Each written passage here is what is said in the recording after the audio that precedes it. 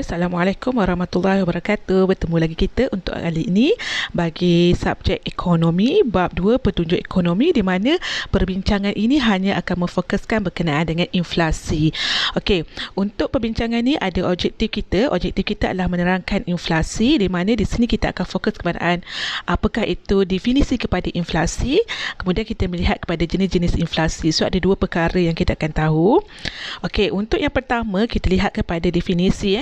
Definisi inflasi, bila kata sahaja inflasi ini, dia adalah merujuk kepada kenaikan tingkat harga barang dan perkhidmatan secara berterusan dalam sebuah ekonomi. Dia harga secara umum secara umum.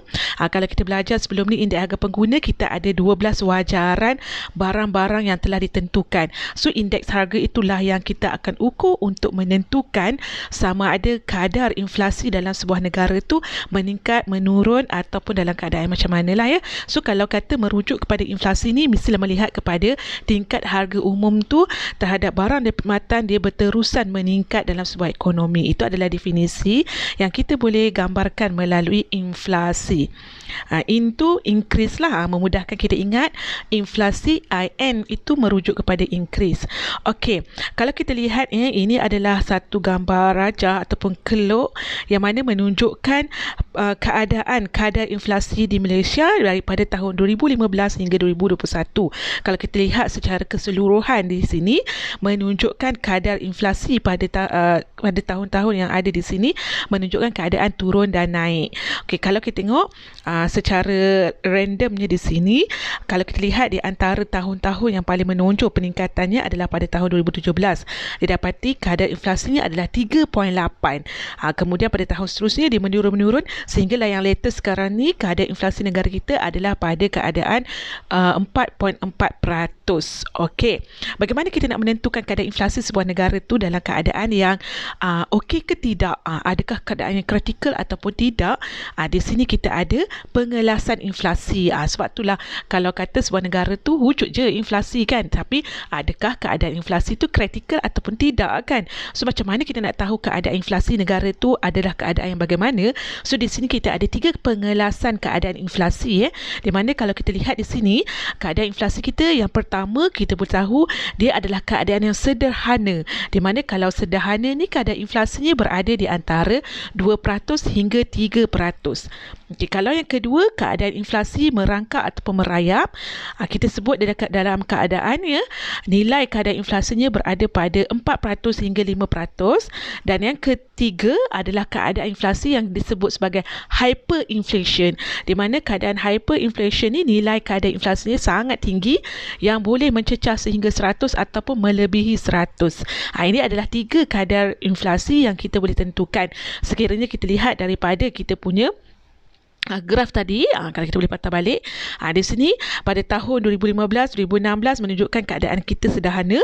Cuma 2017 tu dia menjejak kepada keadaan yang merayap ataupun creepy ni, dan seterusnya pada tahun 2018, 2019, 2020 keadaan inflasinya pada kadar yang kita sebut sebagai sederhana, dan pada tahun 2021 menunjukkan kadar inflasi kita adalah pada keadaan yang merayap tadi ataupun creepy. Ini apa yang kita boleh katakan keadaan ekonomi lah. So dalam keadaan ekonomi kita sekarang 4.4 ni pada kedudukan klasifikasi yang kedua, iaitu merangkak ataupun merayap. Creepy pun ia juga dalam bahasa Inggeris. Okey, ini adalah pengelasan kadar inflasi. Yang ketiga kita nak tengok berkenaan dengan jenis-jenis jenis-jenis inflasi. Dekat sini kita ada 3 jenis inflasi yang boleh diklasifikasikan dalam inflasi yang wujud di dalam ekonomi. Yang pertama kita ada inflasi tarikan permintaan, kedua inflasi tolakan kos, dan juga inflasi import. Okay, inflasi tarikan permintaan ni adalah inflasi yang wujud disebabkan oleh berlaku peningkatan dalam permintaan. Kalau kata bila permintaan kita meningkat dalam situasi ini terhadap barang dan perkhidmatan, mewujudkan lebihan permintaan berbanding daripada penawaran. Okey, dalam situasi ini akan menyebabkan peningkatan yang meningkat dalam situasi ekonomi kita telah mencapai guna tenaga penuh, pendapatan kita meningkat sebab setiap orang bekerja dia ada pendapatan, demand dia akan meningkat. Dan masa yang sama sumber pengeluaran yang ada dalam ekonomi itu tanah, buruh, modal usahawan itu telah digunakan secara maksimum. So penambahan terhadap output ni tak dapat dilakukan lagi memandangkan demand dalam pasaran tu meningkat. Ini akan menyebabkan berlaku peningkatan dalam tingkat harga yang seterusnya berlakulah tarikan permintaan. So kalau kita tengok sini adalah situasi ni lah. Ada dua situasi yang mana menyumbang kepada peningkatan dalam permintaan.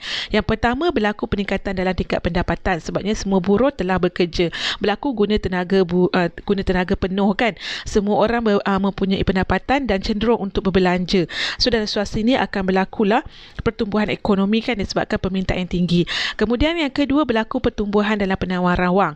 Maksudnya pertumbuhan dalam penawaran ni bermakna kerajaan kita galak berbelanja kan, dia berbelanja dengan banyak. So duit dalam pasaran ni akan menjadi banyak lah. Kemudian berlaku proses penciptaan kredit yang sangat rancak. Duit dalam pasaran sangat banyak, demand dalam pasaran juga akan meningkat. Ini antara menyebabkan berlakunya inflasi tarikan permintaan. Ini adalah jenis yang pertama. Kemudian yang kedua kita ada inflasi tolakan kos. Inflasi tolakan kos ini dia berpunca daripada peningkatan terhadap kos pengeluaran bagi barang dan perkhidmatan lah.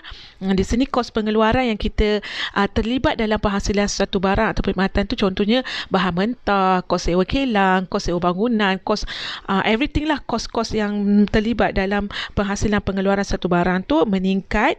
Maka dalam situasi ini sekiranya pengeluar tu dia nak memastikan keuntungan dia dapat tercapai, marginal keuntungan dia tercapai seperti mana seperti sebelum ni, biasanya dia akan menaikkan harga barang tersebut dan juga dia akan pindahkan beban kenaikan kos tersebut kepada pengguna dia. So dalam situasi ini berlakulah tolakan kos dalam inflasi ni, inflasi tolakan kos. Kalau contoh dekat sini saya boleh dapat dia punya kronologi sedikit lah. Kalau biasanya dalam contoh dalam situasi yang pertama ni, firma ni dia mengeluarkan baju t-shirt. Bila dia keluarkan baju t-shirt, biasanya kos untuk penghasilan baju t-shirt tu RM12. So dekat sini dengan kos RM12 tu dia ada margin keuntungan yang dia nak target lah dalam perniagaan dia. Contohlah dalam situasi ni dia nak margin keuntungan dia 20%. So bila 20% daripada kos pengeluaran ni, dia akan jual baju yang dikeluarkan tu dengan harga RM14.40.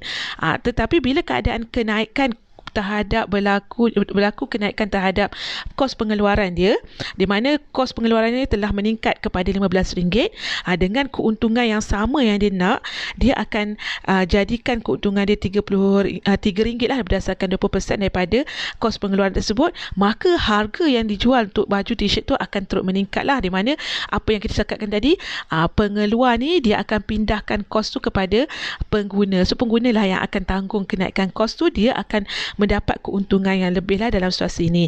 Ini adalah situasi bila berlaku inflasi tolakan kos. Yang ketiga kita ada inflasi import, di mana situasi ini berlaku kenaikan terhadap harga umum bagi barang import dari luar negara. Biasanya kalau kita beli harga import mahal, secara logiknya bila kita jual dalam pasaran tempatan harga dia lebih mahal lah. Antara sebab kenapa barang import ni boleh menjadi mahal, pertama disebabkan oleh negara tersebut berlaku peningkatan terhadap kos pengeluaran dia, ataupun berlaku inflasi dekat negara dia, ataupun kadar ringgit Malaysia kita ni jatuh, ataupun kadar pertukaran asing bagi negara pengimport tu jatuh, menyebabkan dia terpaksa bayar dengan harga yang lebih mahal. Ini antaranya lah yang menyebab berlakunya inflasi di import. Untuk sudut saya ada latihan. Sebagai kesimpulannya, apa yang kita dah lihat daripada nota ini adalah berkenaan dengan inflasi, definisi inflasi. Kedua, kita lihat klasifikasi inflasi, ada 3 keadaan inflasi. Dan yang seterusnya kita lihat berkenaan dengan jenis inflasi, kita ada 3 jenis inflasi. So saya harap dengan nota ni akan memberi manfaat kepada pelajar. Kita jumpa lagi untuk next class bagi nota-nota yang lebih menarik. Bye.